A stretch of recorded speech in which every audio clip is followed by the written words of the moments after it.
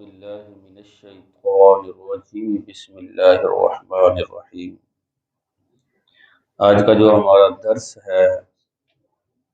وہ مسافر کو رخصت کرنے کے بارے میں کہ مسافر کو کیسے رخصت کیا جائے جب کوئی سفر پر جا رہا ہے تو اس کو کن الفاظ کے ساتھ جو ہے الوداع کہنا چاہیے۔ حضرت عمر بن خطاب ہیں، آپ ہی اس حدیث کے راوی ہیں، آپ خود فرماتے ہیں استأذنت النبی، میں آقا کریم علیہ الصلوۃ والسلام کی بارگاہ میں حاضر ہوا تاکہ اجازت طلب کروں فی العمرہ، عمرہ کے لیے، چونکہ مدینہ میں تھے اور عمرہ مکہ میں ہوتا ہے، تو عرض کیا رسول اللہ اگر اجازت عطا فرمائیں تو میں عمرہ نہ کرنے چلے جاؤں تو فآذینا، تو حضرت عمر فرماتے ہیں اللہ کے رسول نے مجھے نہ اجازت عطا فرمائی، اور ساتھ ہی بڑے پیارے لفظوں سے ارشاد فرمایا لا تنسنا یا اخی من دعائک، اے ہمارے بھائی ہمیں اپنی دعاؤں میں بھول نہ جانا۔ کیا لفظ ہے! حضرت عمر خود کہتے ہیں کہ کلمتاً ما یسرنی انلی بہا الدنیا، کائنات کے اندر جتنی نعمتیں ہیں نا، اللہ نے بڑی نعمتیں عطا فرمائی، بڑی خوشی ہوتی ہے نعمتوں کو دیکھ کر، لیکن یہ جو لفظ محبوب کے میرے لیے ہے کہ یا اخی، کہ اے میرے بھائی، یہ جو لفظ سرکار نے فرمائے ہیں نا، یہ لفظ آتے ہیں نا جب بھی مجھے یاد تو میرے دل میں ایک مسرت سی ہو جاتی ہے کہ سرکار نے کتنے محبت بڑے لفظوں کے ساتھ مجھے جو ہے وہ مخاطب فرمایا ہے۔ ارشاد اور ایک روایت میں یہ ہے کہ اشرکنا یا اخی فی دعائک، اے ہمارے بھائی ہمیں اپنی دعاؤں میں شریک رکھنا، کیونکہ یاد رکھیں نبی کریم صلی اللہ تعالی علیہ وآلہ وسلم نے ارشاد فرمایا 3 شخص ایسے ہیں جن کی دعاؤں کو رد نہیں کیا جاتا۔ سب سے پہلا شخص فرمایا مظلوم، جس پر ظلم کیا جائے، اس کو کوئی حمایتی نہیں ہے، اور وہ اللہ کی بارگاہ میں جب دعا کرتا ہے تو اللہ اس کی دعا کو رد نہیں فرماتا۔ دوسرا وہ شخص جو مسافر ہے،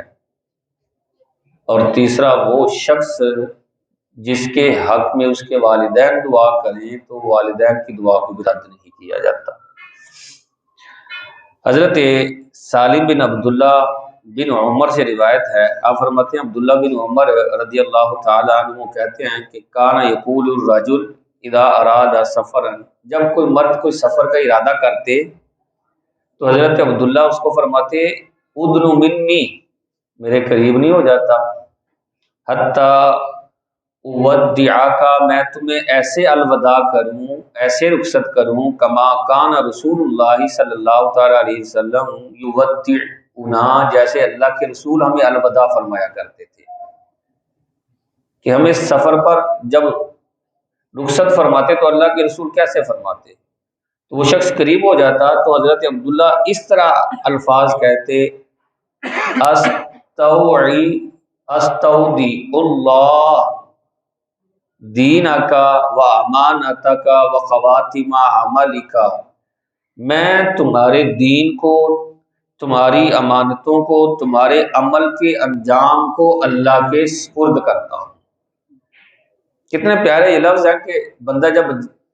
جو ہے وہ رخصت ہو رہا ہے تو اس کو اس طرح کہنا، ہمارے ہاں پنجابی کے اندر پہلے بولا جاتا تھا تینوں رب دیاں رکھاں، اچھا پھر تینوں اللہ دے حوالے کرنے ہیں، جا تینوں رب جڑا نا اپنے فضل سے جگہ دے۔ اب کیا ماحول ہو چکا ہے، اب نیا زمانہ، نئے انداز، ٹائے ٹائے تو بائے بائے، وہ جو ٹاٹا نہ ہو تو بابا نہ ہو تو کہتے ہیں یار یہ تو مطلب اسے سمجھ شعوری نہیں ہے۔ حالانکہ جب رخصت کرنا چاہیے تو دعاؤں کے ساتھ، جس طرح ایک صحابی ہے حضرت عبداللہ بن یزید خطمی، یہ کہتے ہیں کہ میں اللہ کے رسول صلی اللہ تعالی علیہ وسلم کی بارگاہ میں حاضر ہوا تو سفر کا ارادہ تھا، تو آپ فرماتے ہیں کہ جیش کہتے ہیں لشکر کو، کہ اللہ کے رسول جب لشکر کو روانہ فرماتے تو اسی طرح کا لفظ فرماتے استودع اللہ دینکم و امانتکم و خواتم اعمالکم، میں تمہارے دین کو، تمہاری امانتوں کو، تمہارے عملوں کے انجام کو، یعنی اچھے انجام کو جو ہے اللہ کے سپرد کرتا ہوں۔ اور حضرت انس کہتے ہیں ایک شخص بارگاہ رسالت میں حاضر ہوا، یا رسول اللہ انی ارید سفرا، میں سفر کا ارادہ کرتا ہوں تو مجھے زیادہ راہ دے دے۔ زیادہ راہ وہ چیز ہوتی ہے جس کے ساتھ سفر، جیسے پیسہ ہے، سامان وغیرہ۔ تو اللہ کے رسول نے فرمایا زودک اللہ التقوی، اللہ تیرا تقوی زیادہ فرمائے، یعنی تقوی کی زیادہ راہ تجھے عطا فرمائے۔ تو وہ صحابی طرز کرنے لگے تھوڑا اور بڑھا دیں ذرا، جب تقوی اللہ تعالیٰ فرمائے تو ساتھ اور بھی بڑھا دے۔ کہا وغفر ذنبک، اللہ تیرے گناہوں کو بھی معاف فرمائے۔ عرض کیا رسول اللہ تھوڑا اور بڑھا دے،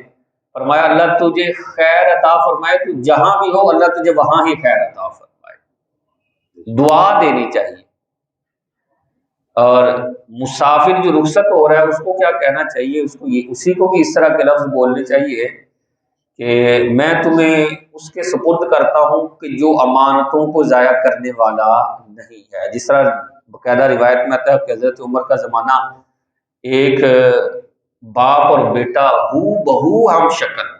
آپ نے دونوں کو بلایا، فرمایا یار تمہاری بڑی شکل آپس میں ملتی ہے، کوئی 19-20 کا بھی فرق نہیں ہے، کیا وجہ ہے؟ تو باپ کہنے لگا حضور اس کے اندر نا ایک بڑی پیچھے وجہ چھپی ہوئی ہے، میں بتاؤں آپ کو؟ فرمایا بتاؤ۔ کہا ایک مرتبہ سفر پر جانے لگا تو میری بیوی حاملہ تھی، امید سے تھی، تو کہنے لگی اس امانت کا کیا کرنا ہے؟ بقیہ مانتے تو نے ادا کر دیا، بقیہ حقوق ادا کر دیے، اس کا کیا کرنا ہے؟ تو میں نے یہ کہا میں اس امانت کو اللہ کے سپرد کرتا ہوں اور میرا رب امانتوں کو ضائع نہیں کرتا۔ کہتے ہیں وہ سفر پر میں چلا گیا، میں واپس آیا تو مجھے پتہ چلا کہ بیوی کا انتقال ہو گیا، تو میں فاتحہ خوانی کے لیے قبرستان گیا، دعا کے لیے ہاتھ اٹھائے تو میں دیکھ رہا ہوں قبر سے ایک شعلہ نکل رہا ہے اور آسمان کی طرف بلند ہو رہا ہے۔ میں بڑا پریشان کہ بیوی تو بڑی نیک تھی،